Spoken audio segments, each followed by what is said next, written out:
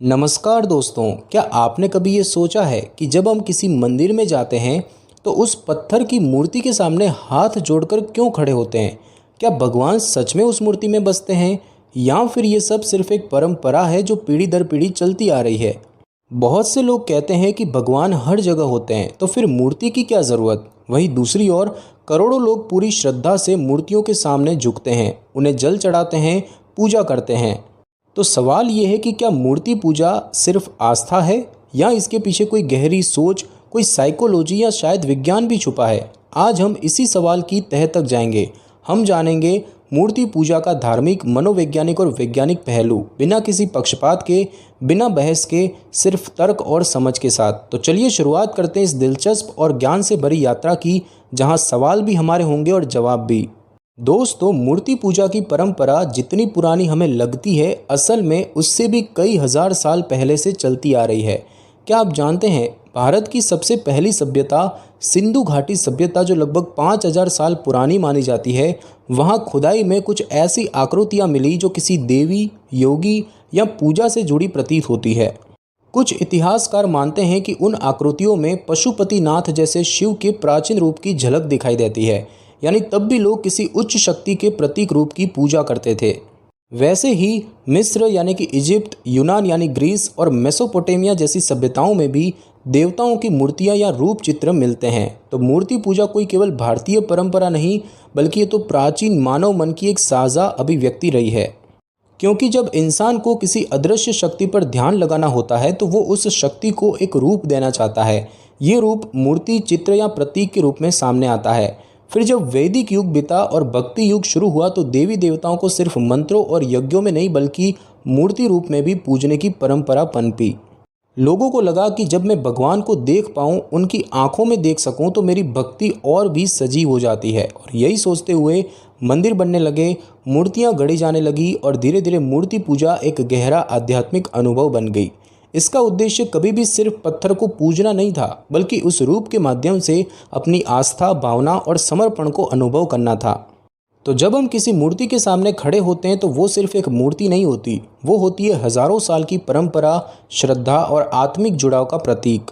दोस्तों, अब सोचिए ज़रा, अगर कोई माँ अपनी बेटी की तस्वीर से बात करती है, उससे लिपटती है, कभी मुस्कुराती है, तो क्या वो तस्वीर सिर्फ एक कागज़ का टुकड़ा है? नहीं, क्योंकि उस तस्वीर में उसके लिए एक भावना जुड़ी होती है, प्यार, अपनापन और यादों का संसार। ठीक वैसे ही जब हम किसी मूर्ति के सामने खड़े होते हैं तो हम पत्थर को नहीं देख रहे होते, हम देख रहे होते हैं उस भाव को जो हमारे अंदर से उठता है। हमें मूर्ति में भगवान दिखाई देते हैं क्योंकि हमने अपने मन, श्रद्धा और विश्वास को उसमें समर्पित कर दिया होता है।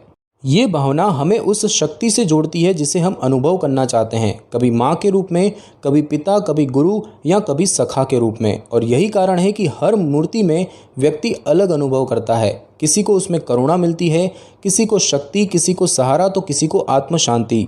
मूर्ति तो बस एक माध्यम है जो हमारे मन को, हमारी भावनाओं को एक दिशा देती है। इंसान की आत्मा जब किसी रूप से जुड़ती है तो वो केवल एक धार्मिक क्रिया नहीं होती, बल्कि एक गहरा भावनात्मक अनुभव होता है।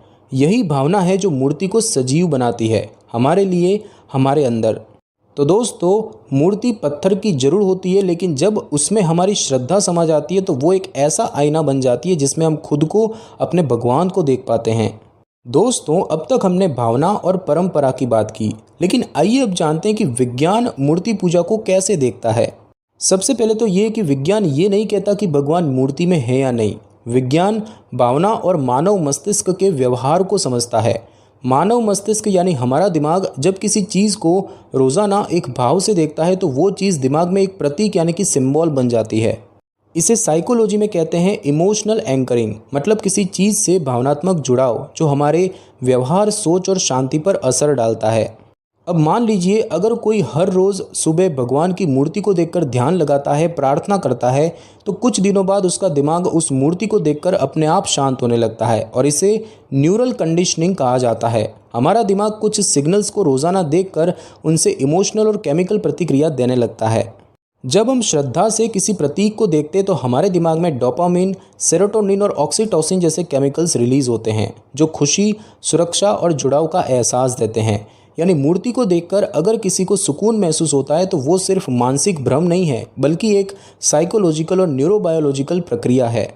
और यही कारण है कि दुनिया के हर कोने में लोग किसी न किसी सिंबल से जुड़ते हैं, चाहे वो क्रॉस हो, ओम हो, तस्बीह हो या मूर्ति। क्योंकि मानव मस्तिष्क प्रतीकों से जुड़कर ही फोकस करता है, चाहे वो पूजा हो, ध्यान हो या आत्मचिंतन। विज्ञान मूर्ति पूजा का विरोध नहीं करता, वो कहता है कि जिससे आपको ध्यान, शांति और आत्मबल मिलता है वो आपके लिए सही माध्यम है। तो दोस्तों, इसका मतलब ये नहीं कि मूर्ति में कोई जादू है, बल्कि हमारे अंदर जो भाव है वो उस प्रतीक के माध्यम से जागता है, और विज्ञान भी इस जुड़ाव को स्वीकार करता है। दोस्तों, अब तक हमने देखा कि मूर्ति पूजा का ऐतिहासिक, भावनात्मक और वैज्ञानिक पक्ष क्या है, लेकिन आज की दुनिया में कुछ ऐसे लोग भी हैं जो इससे जुड़े कुछ जरूरी और तार्किक सवाल उठाते हैं। और सवाल उठाना बुरा नहीं होता, बल्कि ये सोचने और समझने की दिशा में पहला कदम होता है। तो आइए जानते हैं कि वे आम सवाल कौन कौन से हैं जो अक्सर मूर्ति पूजा को लेकर पूछे जाते हैं।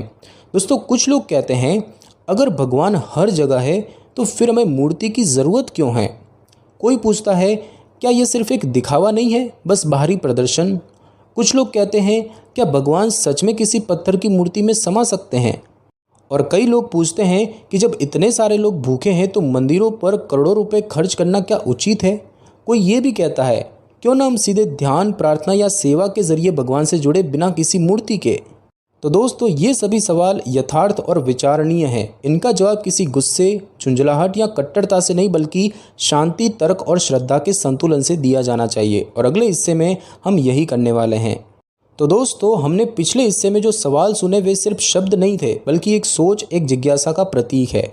अब आइए उन्हीं सवालों का जवाब देते हैं, बिना बहस, बिना आरोप, बस तर्क और भावना की सुंदर भाषा में। सवाल नंबर 1, भगवान हर जगह है तो फिर मूर्ति की क्या ज़रूरत।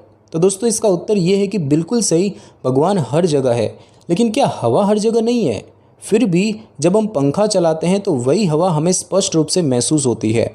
उसी तरह भगवान सर्वत्र है, पर मूर्ति एक ऐसा फोकस पॉइंट बन जाती है जहां हमारा मन, जो अक्सर भटकता है, शांति से एक जगह टिक पाता है। मूर्ति एक माध्यम है, मंजिल नहीं।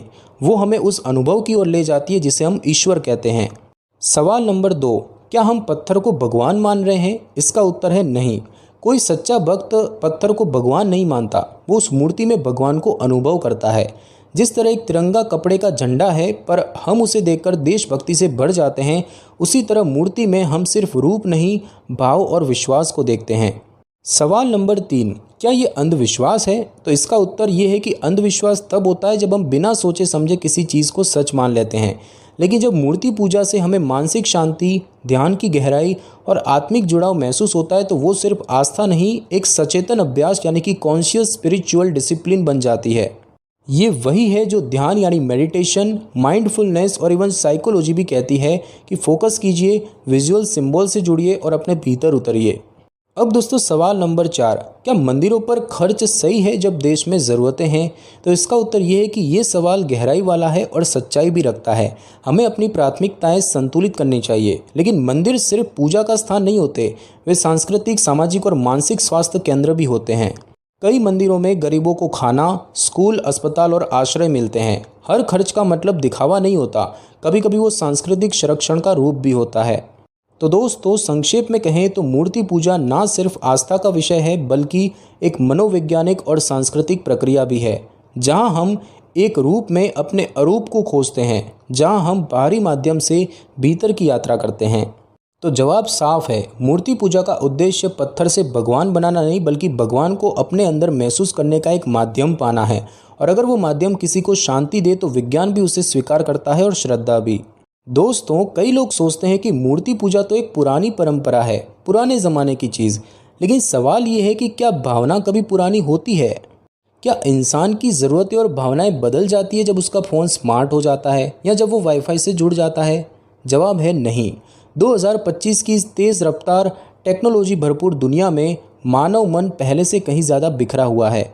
लोगों के पास सब कुछ है, लेकिन शांति, फोकस और जुड़ाव की कमी है। और यहीं पर मूर्ति पूजा या प्रतीक पूजा की प्रासंगिकता बढ़ जाती है। आपने देखा होगा, आज भी लोग मेडिटेशन ऐप्स यूज़ करते हैं, विजुअलाइजेशन करते हैं, मन को शांत करने के लिए मंडल डिज़ाइंस या फ्लेम मेडिटेशन करते हैं। ये सब क्या है? ये भी तो एक सिंबल पर ध्यान केंद्रित करने के तरीके हैं। मूर्ति पूजा भी यही करती है, बस आधुनिक नामों के बजाय ये सदियों पुरानी भाषा में होती है। दुनिया के हर धर्म, हर संस्कृति में आज भी कोई ना कोई प्रतीक मौजूद है। कभी क्रॉस, कभी काबा, कभी ओम, कभी बुद्ध की मूर्ति। क्यों? क्योंकि इंसान को कुछ देखने, छूने और महसूस करने से जुड़ना आता है, और जब वही चीज़ श्रद्धा से भरी हो तो वो बन जाती है एक आंतरिक अनुभव का द्वार। इसीलिए ये कहना कि मूर्ति पूजा आउटडेटेड है वैसे ही है जैसे ये कहना कि सूरज की गर्मी अब पुरानी हो गई है। भावनाएं, ध्यान, फोकस और जुड़ाव ये कभी आउटडेटेड नहीं होते।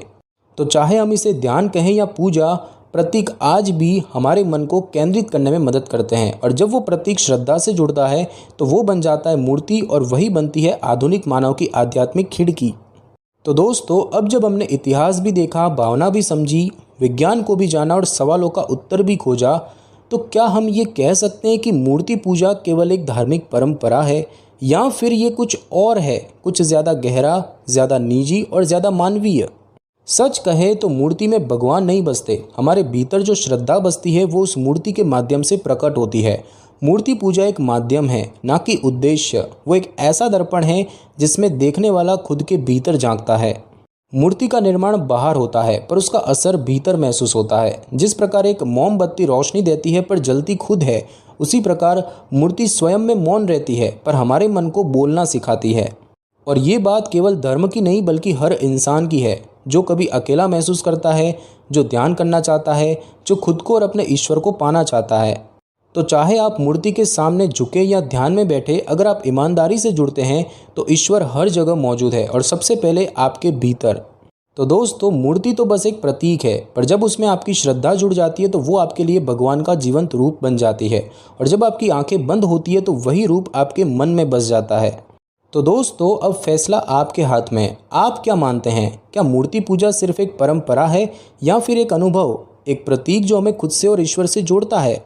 आपकी सोच, आपकी श्रद्धा और आपके अनुभव हम जरूर जानना चाहेंगे। कृपया नीचे कमेंट में अपनी राय जरूर साझा करें, क्योंकि ज्ञान तभी बढ़ता है जब हम एक दूसरे से बात करते हैं आदर के साथ, मन से। दोस्तों, अगर इस वीडियो ने आपको सोचने पर मजबूर किया हो या एक नई दिशा दी हो तो इसे लाइक जरूर करें, और ऐसे ही और विषयों के लिए ज्ञान तंत्र चैनल को सब्सक्राइब करें। आपके साथ इस ज्ञान यात्रा में चलकर हमें बहुत खुशी हुई। धन्यवाद, और मिलते हैं अगले वीडियो में एक नए विषय के साथ।